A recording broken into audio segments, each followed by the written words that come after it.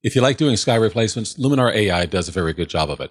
Now with Luminar AI update number 3, there are a few enhancements to Sky AI and also to Augmented Sky AI. And I thought I'd go over it once again to show you what we can do, what some of the changes are inside of the new version with update 3. And that's what we're going to talk about today. Hi, my name is William Beem. I am a photographer just like you. Why don't we go ahead and get started? I've got a photograph loaded up here, and it's got a bland and boring sky. This is the kind of thing that you would probably want to replace the sky upon. And you notice we've got a reflective surface down here. With Luminar AI Update 3, it talks about reflections being water reflections. And this is obviously a glass reflection. So we're going to get some reflection here, but it's not guaranteed that you're going to get it on glass. It is specifically saying water reflection with the update. And another thing I wanted to point out is this area over here with this tree, all the leaves are gone. You've got these little twigs and branches over here. This is going to be a tricky spot for some sky replacements. And that's why I chose this photograph, is because some photographs have problem areas, some don't. Also, there's a slight change between, you can see that there's some warmth over here from where the sunset actually went down versus the blue sky above. So what we're going to do is take a look at a couple of things. First, I'm on Sky AI. I'm going to click on Sky Selection. And you see that we have all skies here. I'm going to click on this little drop down over here. And I want to show you something first before we start getting into this. You probably recognize a lot of these things over here that ship with Luminar AI. But now you can also add your own folders. So this one says Bellevue. This one says Gray Skies. Those are my own custom skies.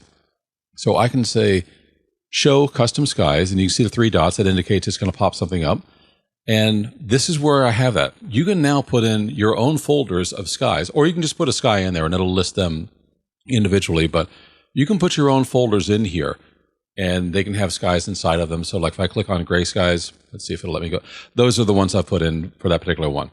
Now, keep in mind, the more you put in here, the more it's going to affect performance. I would say select your favorite ones, put them in a folder. Maybe it's like My Skies, or if you've got a collection, some are going to be bright sunshine, some of them are going to be gray or colorful. Whatever the skies that you want, you can put your own folders in and use them. But just be cautious about how many you put in there, because that is going to start to cause a performance degradation if you have like 100 or 200 skies loaded up in here. So now we've got that done. I'm going to close this custom. And we're going to go over here to Sky Selection. And I'm going to choose under this one, Bellevue, and I'm going to choose this sky, and we'll just put that in place. Okay, so I've got my sky over here. Now, this railing area may be one area of concern, but particularly over here. So let me go ahead and zoom in on that. All right, so you can see that there's a little bit of, I don't even know what to call it, but the masking isn't just right. So what we want to do is, first, I'm going to show you some other things, but I want to show you the mask refinement over here. The global is like an overall power of these two. So this closed gaps is probably the one that I would start off with first. If I bring this down, you can see how it just refined everything there. And sometimes you get it right off the bat. Usually with closed gaps, I kind of bring it down and that fixes it. But if we bring it back up here and let that get back to where it was, we can go with fixed details. And with fixed details, you kind of just tweak it, let it process, and see how it looks. I typically like to go with closed gaps first, and fixed details is, for me, probably because I don't understand it completely, is one that I just move back and forth to see if it gives me a result. Closed gaps is usually the one that I go with, and I get my best results. If I need a little bit more strength for what it's doing, that's when I bring up the global. So global will go ahead and give a bit more power or boost to these controls down here. And again, I can move the closed gaps up a bit, and we've got a different look there. We can bring it all the way up. And you can see, it's like, to me, there's still a little bit of stuff there. I actually have better success when I bring closed gaps down. And honestly, it's not that often that I need to worry about global. And if you're not sure where the home setting is, just double click the label. And I'll bring that down. And depending upon the sky that you have, the color you have, and also this area that you have over here with whatever's causing you problems, you're going to need to play around with it. Sometimes you can take it a little too far. and sometimes you can get it just right. All right, so I'm going to stay satisfied with that. Let me go ahead and get back to my complete picture over here, and we're going to close down the mask refinement. I also wanted to point out that scene relighting sometimes takes care of your problem. So again, relight strength, again, is like a global thing. Relight saturation and relight human are different settings. I'm not going to be using relight human because we don't have a person here to look at, but sometimes you might want to look at relighting the scene to try and move around and correct some of those problems. And you can see how that just kind of goes over and kind of fixed what we had in this area that we didn't get with the mask refinement. So I would look at mask refinement and scene relighting as ways to correct masking problems. And particularly with relight human, there are times when the AI doesn't detect the human correctly. Sometimes just pulling this up and working with it will just fix whatever your masking problem is by using relighting. So if you have a masking problem with your sky, look at mask refinement, look at scene relighting. That typically resolves your issues. Okay, so we talked about that you can put your own folders in here. We've gone over some of the masking issues. And now let's take a look at the reflection. It starts off at 50%, and you can see a little bit of the color here in the glass. And as I said, reflection really is for water. And I'm going to try it here, and if it works out, I'm happy with that. And you can see that we're getting a bit more of it there. It's kind of faking the system out because it is a reflective surface. I can't promise you that this is always going to work on a glass surface if you have that, but if you've got water, this is supposed to work, and this is working as if that were water. Now, the water blur is because sometimes you may need to change the look of the water to reflect what's going on with your sky or what's going on with your subject, or maybe you need to do it for creative purposes. So it's a bit more of a realistic water blur. And as I'm bringing this up, it's treating this as if it were water, and you can see how it's getting blurry. So I'm just going to bring this back down to 0 and leave that just the way it is. Sky adjustments is one of those things where, again, if you've replaced the sky, you may need to match it with your foreground. So let's say that we did have water in your photograph that you hadn't touched, and it was blurry from the way that you took it. Well, if you have a sharp sky on top of blurry water, that doesn't really work, so you may need to go ahead and defocus your sky a little bit. If you have a situation like this, you may want to defocus your sky and defocus your foreground to add more attention to your subject, as we're doing here. So the Capitol building is very sharp, and we're drawn to it not only because of the light, but because the sky is defocused and the foreground is defocused. So that's something that you could do as far as creating some attention to your subject. Grain would be in case you need to match grain in the sky if you have grain in the water. Maybe it's a high ISO shot and then you've got a very clear sky. You may need to put some grain in the sky just to match whatever your foreground is.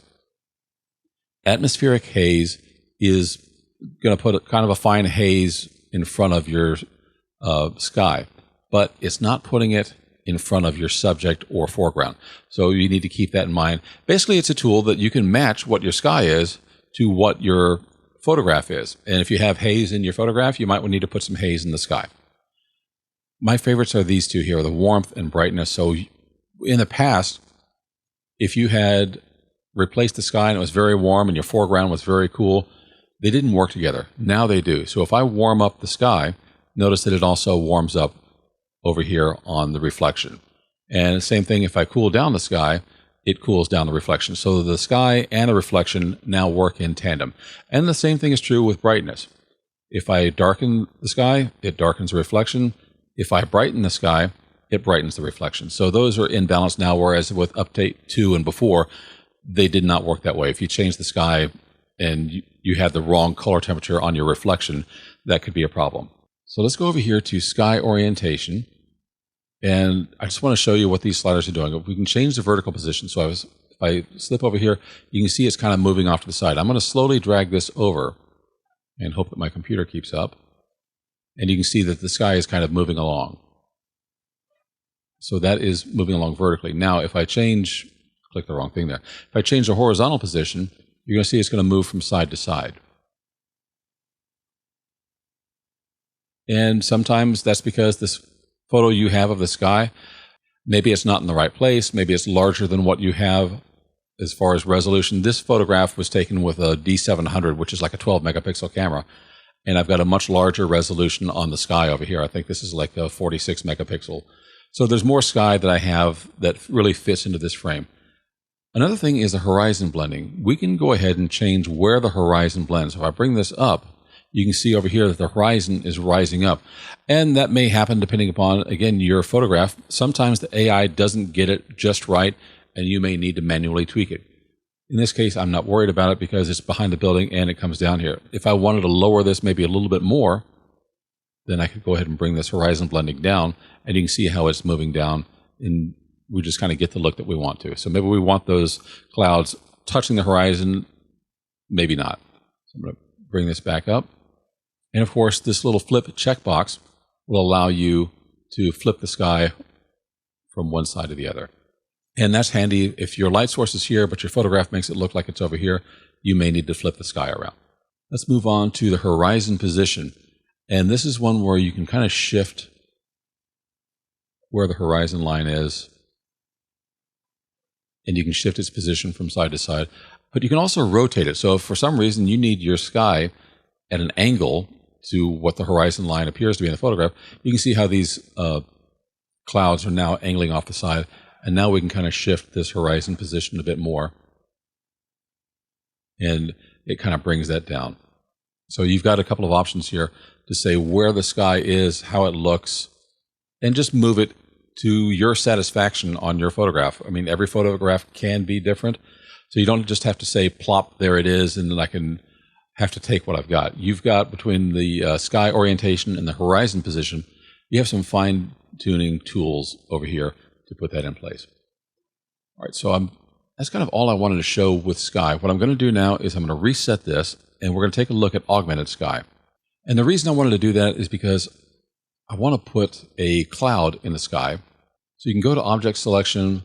Again, this is going to be the same as with Sky AI. If you have some custom objects that you want to put in there, I've put this one in. But you can also go over here to Show Custom Sky Objects, and you can put in your own clouds or whatever objects you want to have in the sky.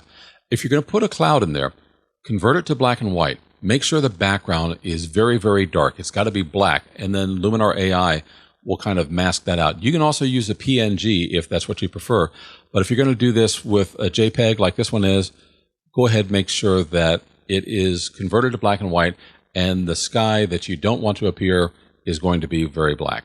So let me close that down. We're going to go ahead and select this one. So you see us right there. We can go ahead and select Place Object, and we'll get our little bounding box around the sky. So now that I've got that, I can move this cloud over here. I can change the size of it. And I'm going to say that I just want to put it right there. So I'll go back and I'll click Place Object. So the cloud is in place. Now, obviously you have an amount. This is kind of like an opacity slider in case you need to fade something out. It depends on what the object is that you put up there. I'm going to leave this at 100%. I can change the warmth. So it'll change to something much warmer. Or I can take it back down and change it to something much cooler. Go ahead and put that in the middle. But you can also relight your cloud. So if you do this, you can kind of change how it looks and how it blends in with your scene. So I'm seeing some changes up in here depending on how it's working with relighting. And you just kind of do that to taste. If you come down to the advanced settings, again, you have a mask refinement and you also have a defocus and a flip object. I don't have any masking issues. It's showing up behind the Capitol building here. I can defocus it if, again, the object you're putting up there should be a little bit blurry to work with whatever your subject is in your scene. And if I want the cloud flipping the other way, I can just click this, and you can see how it just flips back and forth. And that's really it. So keep in mind that if you want to add something either in Sky AI or an Augmented AI, you can do that now with Luminar AI Update 3. So you just come over here to Custom and Show Custom Sky Objects. You do the same thing with Sky AI to show custom skies, and you'll get this little pop-up box. So this one is going to be the Mac OS Finder. If you're on Windows, it'll be the Windows Explorer that pops up, and then you can just go ahead and put your things in there. You know, I almost forgot one thing, and before I do, let me come back up here to Enhance AI. Sky Enhancer still works, even if you've replaced the sky or you've put in an augmented item up here. So if you want to use your Accent AI and Sky Enhancer to just kind of really change the look of your photograph, that brings out the details, the contrast, and it still looks like this is a natural cloud that should have been there. So that's the kind of thing that I wanted to show you, is that there are still tools that will work with enhanced AI, even though you've replaced them with Sky AI or Augmented Sky AI. Thanks very much for watching. I hope this was helpful to you. If it was, please click the like button. That tells YouTube that somebody liked it. They'll share it with more people, and it really helps my channel grow, so I appreciate you for that very much. I'll see you in the next video.